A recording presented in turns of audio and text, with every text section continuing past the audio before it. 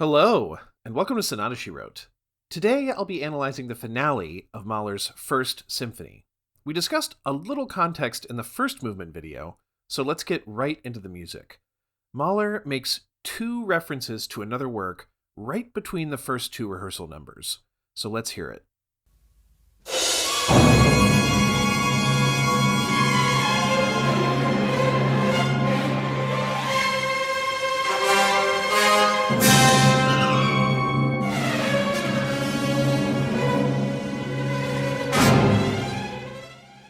In this brief section, we have two references to Liszt's Dante Symphony, which will recur many times throughout the work.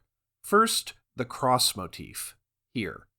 If you're familiar with Liszt's later music, when he took to Catholicism very seriously, you're no doubt familiar with this motive, which itself is a reference to chant. It exists in both major and minor forms and appears throughout the Dante Symphony. An example of the major mode is directly at the beginning of the Magnificat. In terms of Dante's Inferno, Purgatorio, and Paradiso, this is Paradise.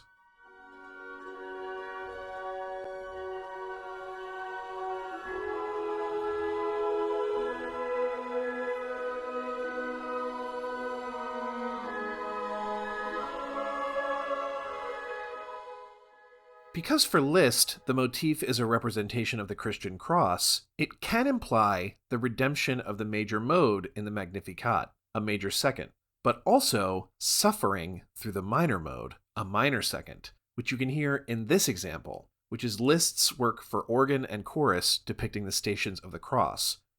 In the third station, Jesus falls for the first time.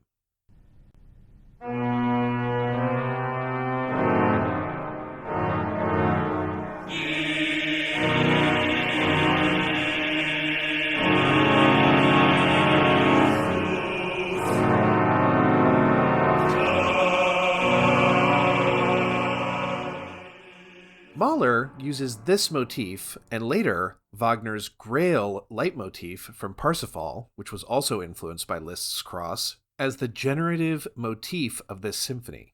The second influence of Liszt's Dante Symphony in this work are what's commonly referred to as Inferno triplets. You can see them here and here. They're always chromatic and always ripping downward, representing a descent into hell, and you can hear their origin here in the Dante Symphony.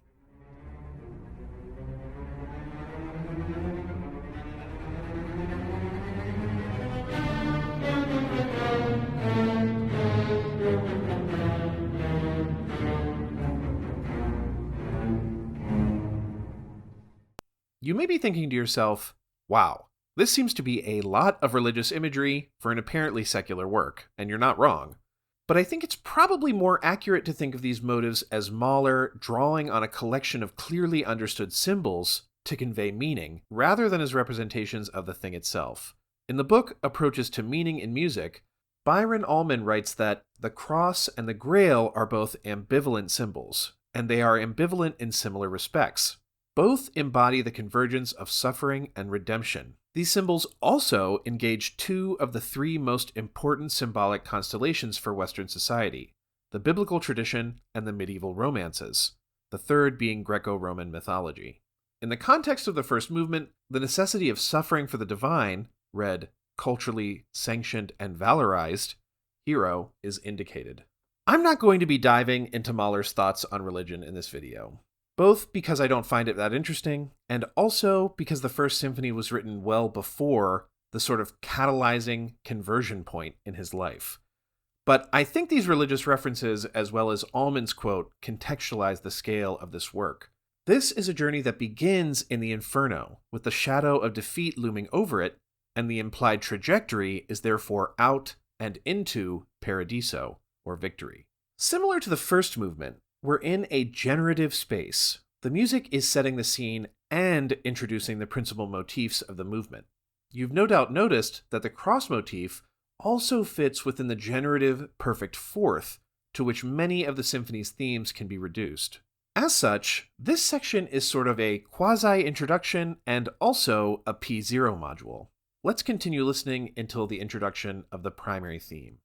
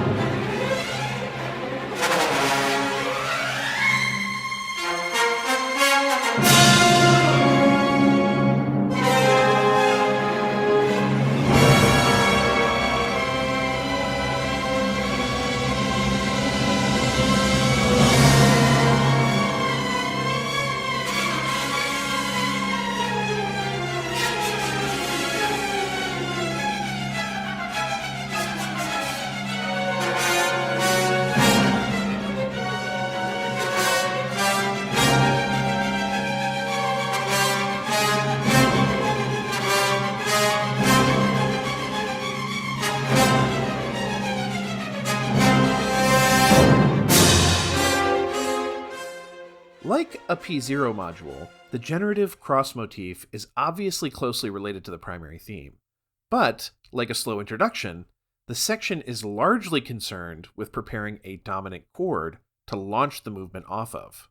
After this generative space, the primary theme begins in earnest in what I think of as 3 episodes, but are also labeled as P1.1 through P1.3, as all the themes are closely related to the first episode. In the initial complete theme, you can feel the mode flashing back and forth between F minor and A flat major.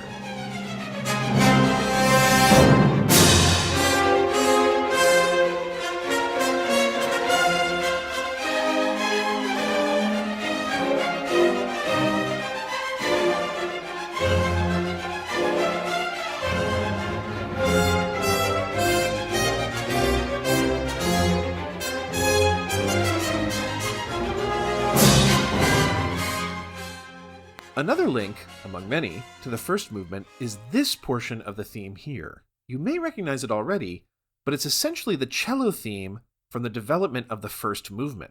Allman, describing this theme, writes that it is a minor version of the cantabile cello theme from the opening movement.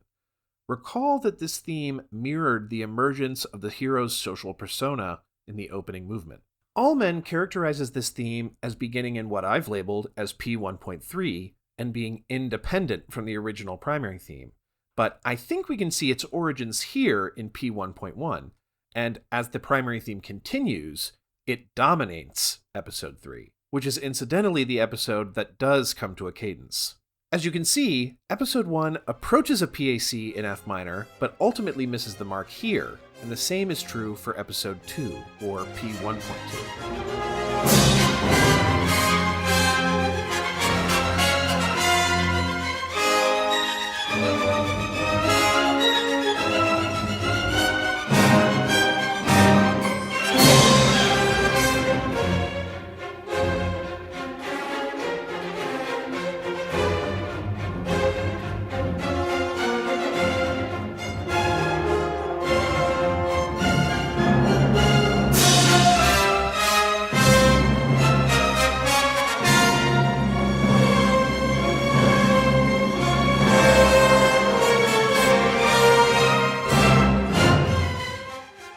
Makes this sonata form difficult to interpret is that we know in a typical minor sonata form, the primary theme often represents the condition which is to be overcome. In this particular form, however, you can feel Mahler playing with our expectations a bit. The primary theme can be seen as a representation of both the initial condition and as a representation of a protagonist struggling to cadence. As we move into the transition, I think this is best identified as a developmental transition, but I want to mention that many analysts simply consider this a final episode in the primary theme complex, and it seems plausible to me that Mahler himself thought of it that way. As the music spins off of the completed cadence, we return to the infernal topoi of the introduction, with motivic snatches of the primary theme used throughout.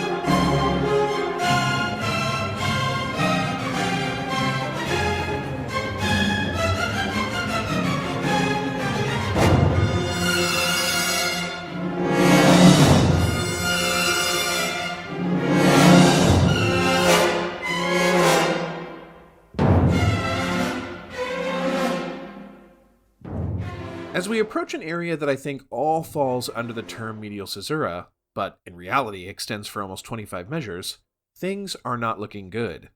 Considering the scale of this symphony, the normative option would be for the transition to modulate to the positive major median or the negative minor dominant, but we've done neither.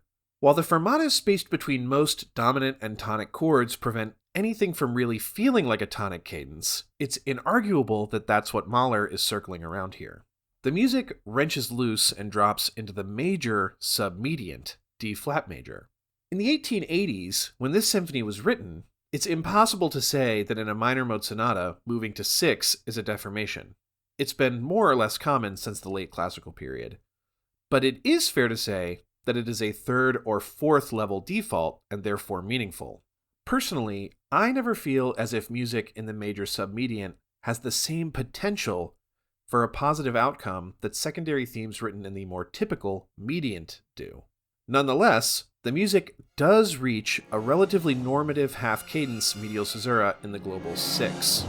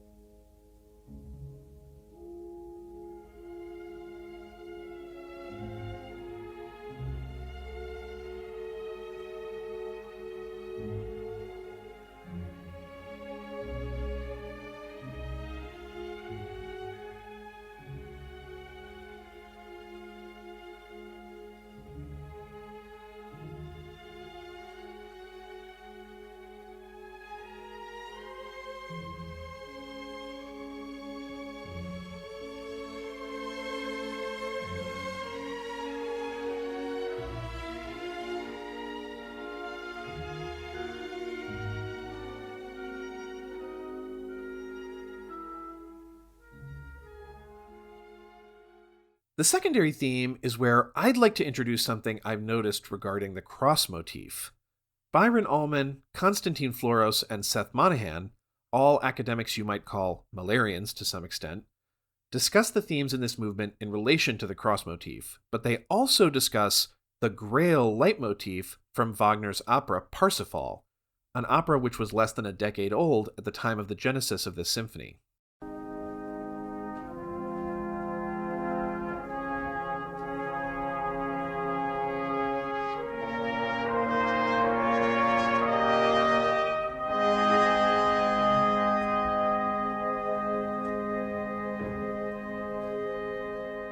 However, what I have noticed is that all of the references to the Grail seem to be in relation to the Durchbruch, which you likely know is coming in the recapitulation. But I would like to point out a moment of earlier reference to this leitmotif, the secondary theme you have just heard. As you can see on the screen, the Grail is a combination of Liszt's Cross in the first half, which Wagner was intentionally referencing, and an ascending scale over a fifth in the second half, no doubt representing an ascent to heaven or something similar. Here in the secondary theme, you can see several moments of an ascending fifth scale. I'm always a little dubious when reading about quotations in music. I tend to think it's more easily explained by coincidence than by intention. But when we come to the all-important Durchbruch moment, I'll explain my thinking more clearly. For now, let me just say that I have been thinking of the primary theme as being related to the cross motif, and the secondary theme as being related to the Grail, or you might think of it as the primary theme being related to the first half of the Grail leitmotif, and the secondary theme as being related to the second half of the Grail leitmotif. The secondary theme unfolds in an expansive period phrase structure.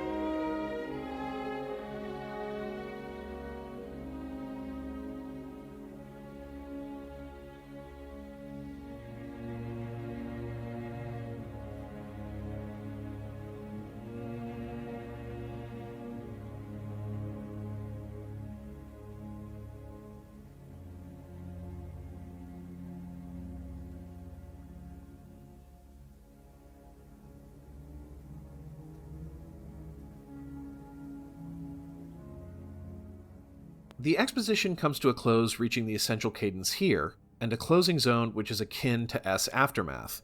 Moving into the development, Mahler inserts a flashback of the first movement, the first of two, in G major, a tritone away from the redemptive D-flat major of the EEC in the exposition.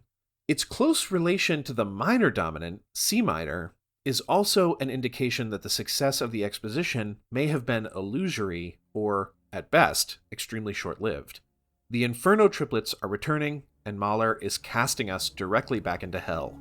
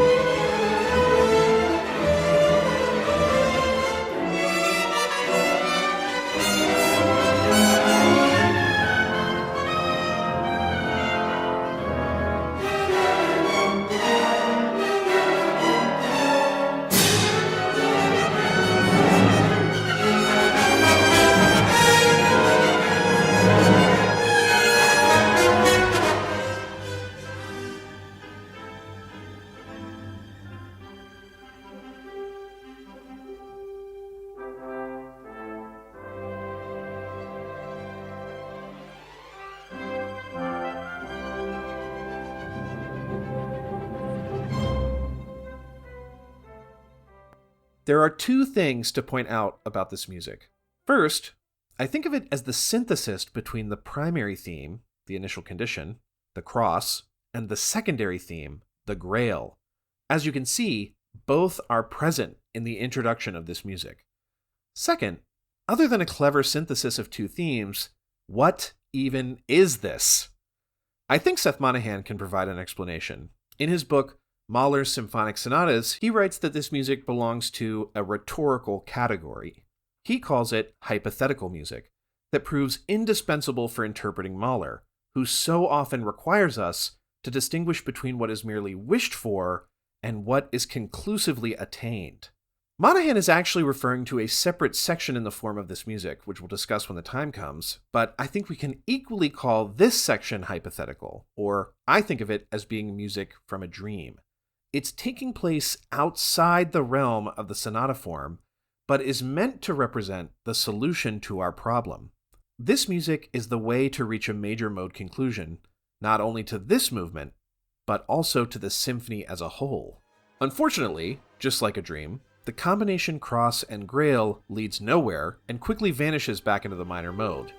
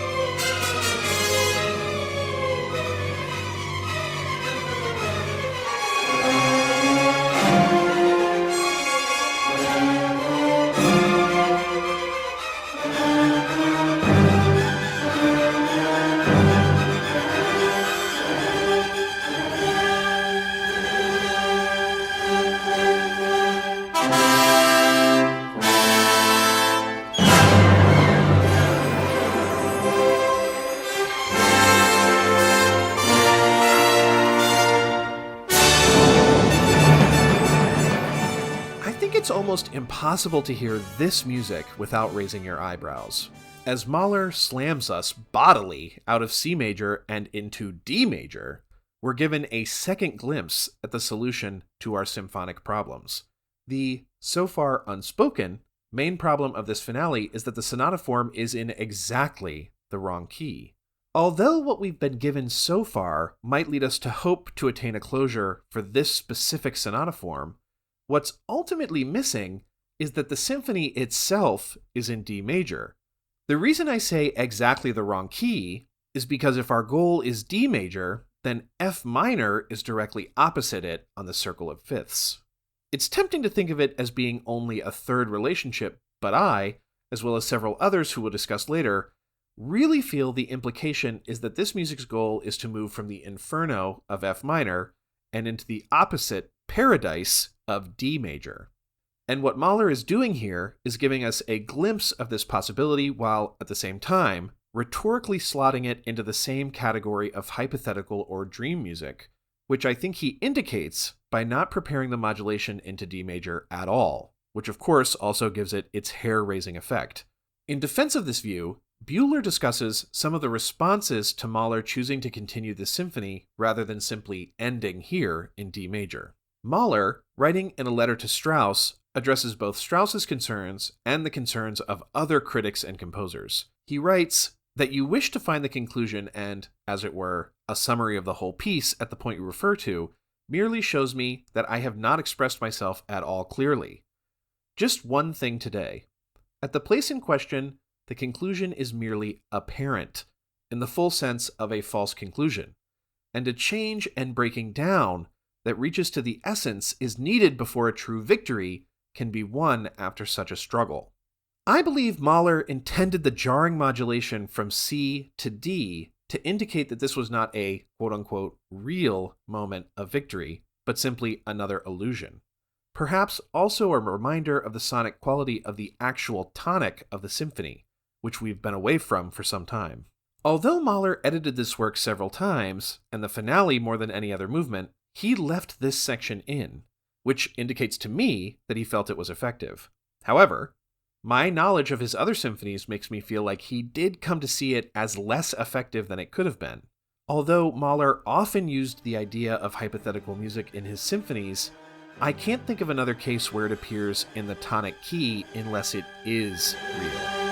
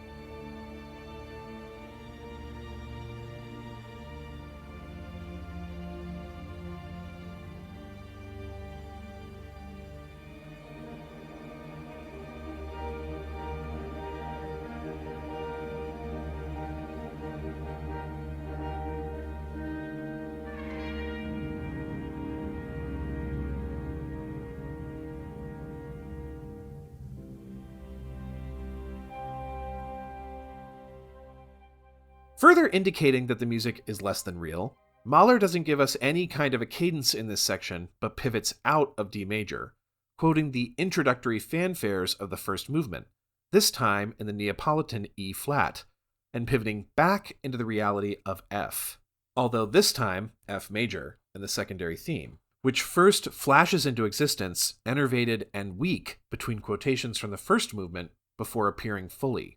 It's my contention, and I think also Hepikoski and Darcy's, that this section and this movement is at least in partial dialogue with a type 2 structure. The development is solely focused around the primary theme, or the cross, with occasional interjections from the longed-for major mode.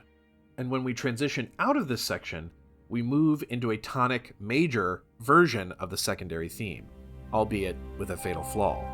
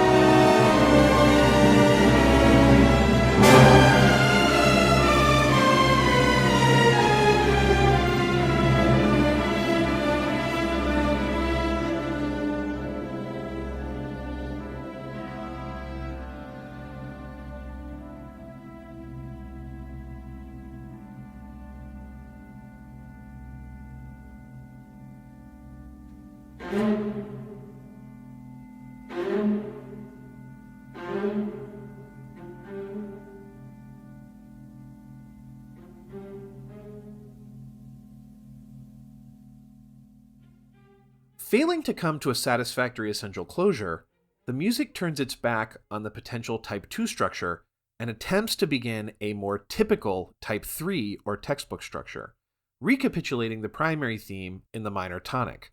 An almost violently compressed cross motif expands out into a new contrapuntal iteration. Monahan places the moment of the tonic secondary theme in the development, and it was to this music that he referred to when discussing his concept of hypothetical music. He places this ill-fated S within the development, partly because its pseudo-retransitional dominant does, after 84 measures, lead to a tonic reprise, measure 533, but it is perhaps better heard occupying a space that is neither development nor recapitulation, a borderline region outside of the sonata proper.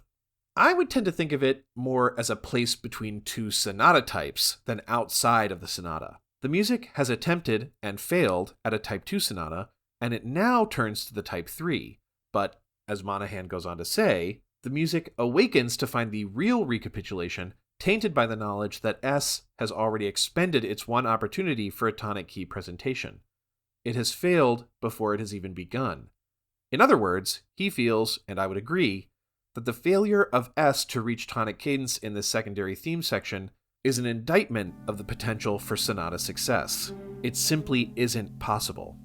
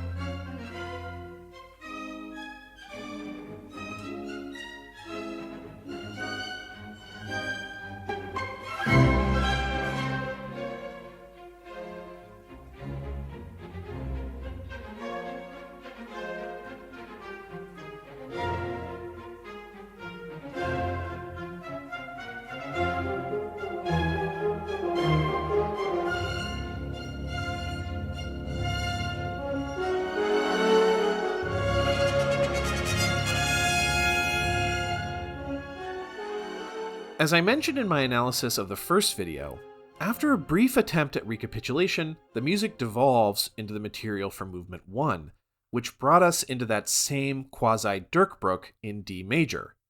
James Buhler, writing about Mahler's use of the Durchbruch as Mahler's attempt to critique form, writes that, in short, Breakthrough is an attempt to represent transcendence through immanent means. In specifically musical terms, it is a procedure whereby what is excluded by an immanent musical logic nevertheless manages to assume musical form. It is therefore a technique for breaking open the hermetically sealed world of a musical artwork to expose the contingencies and the arbitrariness of its binding forces. Breakthrough tries to expose the attempt by every artwork to conceal the inevitable ideological moment contained in its production of artistic illusion or appearance. An illusion that, at its very core, requires the exclusion of contingency. What might be otherwise? The paradoxical task of Breakthrough is to realize within the bounds of artistic illusion what that very artistic illusion attempts to suppress, the idea that the work might have proceeded otherwise than it did. I don't want to misrepresent James Buhler. In this passage, he is actually attempting to describe the commonly held stance on Mahler's use of the Durchbruch. Buhler goes on to create and defend a position that Mahler's opening of the D major chorale is actually a second attempt at a sonata form within the sonata that does succeed. I don't necessarily agree with him, but the article is definitely worth reading, and we'll discuss it a little bit later. My view on the Durchbruch section is much more in line with the typical, except that I don't view it as a romantic device, but rather an ironic and subversive one. My feeling is that the Durchbruch calls to our attention the chains about our expectations for the completion of a sonata form. When Mahler ultimately discards the sonata form in favor of a Deus ex machina chorale, ushered in by a synthesis of primary and secondary themes, the chains break, and only when they break do we become aware of them.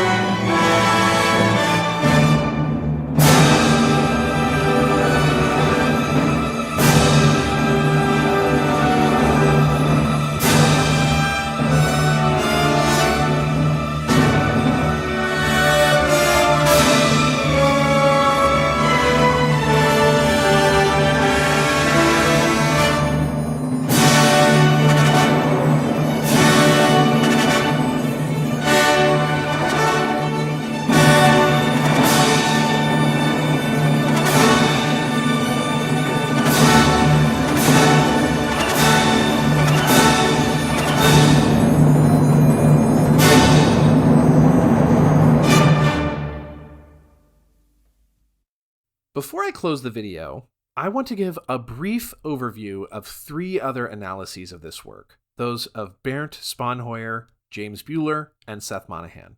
First, Spanheuer. There's really not much I would disagree with regarding Spanheuer's analysis. Obviously, this is only a brief chart, and I'll disclose to you that I'm getting this information secondhand because Spanheuer's work is in German, but I think you can see that it demonstrates the sections of the form very well. Spanheuer's conception of the breakthrough is that its appearance is necessitated by the failure of the original sonata form, which it transcends and discards. James Buhler has a different conception of the breakthrough. Interestingly, one that re-emphasizes the sonata form, particularly the aspect of recapitulation, or, as he calls it, return. He writes, "The ruptured breakthrough motive and the subsequent arrival of the chorale initiate a potential alternative sonata process paralleling the unfolding of the F minor sonata form. This potential, however, can only be actualized in return, recapitulation. In other words, the parallel process cannot be fully realized until it is confirmed by the return of the chorale at the end of the movement. The alternative sonata form begins with the ruptured breakthrough motif and the chorale that immediately follows. It continues with its own quasi-development, and it finally culminates in a return to the breakthrough motif and chorale material." In this chart from the same article, you can see what he means. Notice that the original sonata form in F minor and the D major sonata form initiated by the first D major chorale are simultaneous. First, I want to say I think I agree with Buhler's main point. The return of the breakthrough theme is what strengthens its rhetorical power and what solidifies the overarching symphonic tonic, D major, of the entire work. However, and obviously this is related to me being a sonata theory boy, I have a difficult time thinking about this section as a sonata form because it doesn't have the layout of a traditional exposition, or even a non-traditional exposition, which is the most essential section of the form. I would probably say this is more comparable to a nested ABA structure, if I could use a Schenkerian term. But if you're less about sonata theory, first, what are you doing here? But second, maybe this is a more convincing argument to you, and I'd encourage you to check out the article. Finally, Monahan's conception of the form. Probably to nobody's surprise, as Monahan is also rooted in sonata theory, I feel this is the best explanation of the form. It appears in his book, Mahler's Symphonic Sonatas, and I really cannot recommend the book enough. Just the diagrams and condensed scores he created regarding the symphonic movements he discusses are worth the price, and the book goes much farther than that. You can see here, Monahan's conception of the Durchbruch is similar to Spanheuer's in that it breaks through the discarded, failed sonata form. What I think is missing from this chart is the sense that Mahler has initiated a Type 2 sonata from here, when the secondary theme recaps, which ultimately fails and is discarded, and then initiates a Type 3 sonata form here with the recap of the primary theme, which also fails and is discarded. Having said that, Monahan does mention the potential of the Type 2 structure as an annotation in his condensed score, and I think his conception of that section of the work is not dissimilar to mine. It's just that a chart in a book can only be so detailed. I also want to emphasize this movement is only briefly touched on in his work. Its purpose within the book is more to demonstrate some archetypical Mahlerian sonata forms, which are a little less complex than some of his later symphonic sonatas, which Monahan discusses in more detail. I really hope you enjoyed my analysis of this piece. In the description, you can find the sources I used in the video, and I'll make a separate category for additional reading. Let me know if you have any thoughts. As I said in the last video, I'll have this as a Patreon exclusive for a calendar year before releasing it onto my channel, and I hope I'll have the next Patreon exclusive out much sooner.